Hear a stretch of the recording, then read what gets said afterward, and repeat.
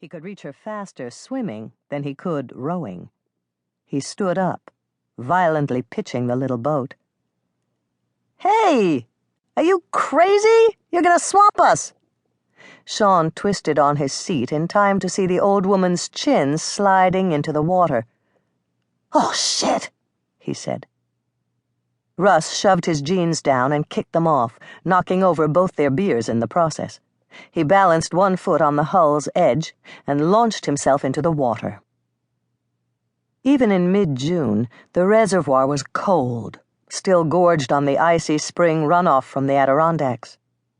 His whole body flinched inward, but he struck out for the shore.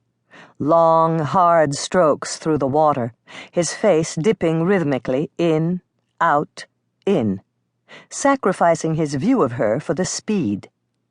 He drew up to where the shadow of the somber pines split the water into light and dark. He treaded water, spinning around, looking for a sign of her. She had vanished. "She went there!" Sean yelled. He was struggling to get the rowboat turned around. "There! A couple yards to your left!" Russ took a deep breath and submerged. In the deep twilight of the water, he could just see her, a pale wraith flickering at the edge of his vision. As he arrowed toward her, she emerged from the gloom like a photograph being developed.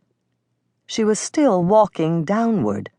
That was what was so creepy. Toes brushing against the coarse-grained bottom, flowered dress billowing, white hair floating. She was still walking downward, like a drowned ghost.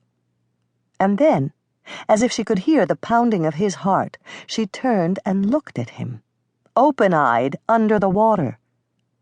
Her eyes were black, set in a white, withered face. It was like having a dead woman stare at him.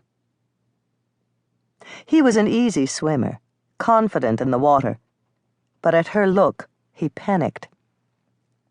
He opened his mouth, lost his air, and struck up wildly for the surface, thrashing, kicking. He emerged, choking and spluttering, hacking and gulping air. Sean was rowing toward him, still a couple dozen yards away, and he knelt up on the bench when he saw Russ. "Can you find her?" he shouted. "Are you okay?" Unable to speak, Russ raised his hand. Sean's hand froze on the oar. "Jesus! She's not dead already?" She wasn't yet, but she would be if he didn't get his act together and haul her out of the water. Without letting himself think about it any further, Russ took a deep breath and doubled over, back into the deep. This time when she appeared in his sight, he ignored her face and concentrated on wrapping his arm around her chin in the standard life-saving position. She struggled against him, clawing at his arm and pulling his hair, which was almost a relief compared to her weird ghost-like walking. Something normal, something he could deal with.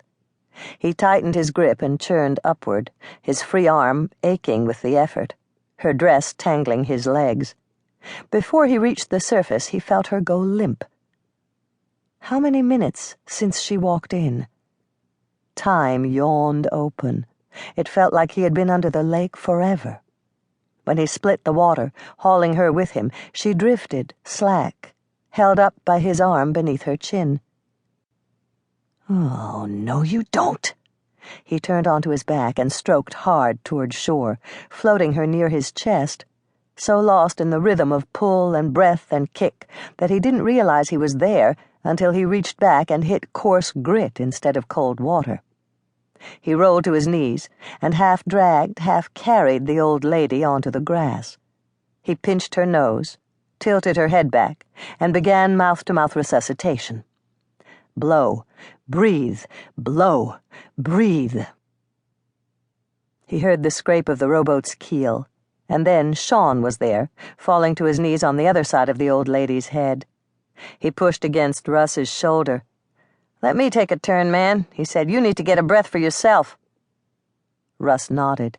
He watched as Sean picked up his rhythm, and then Russ let himself collapse into the grass.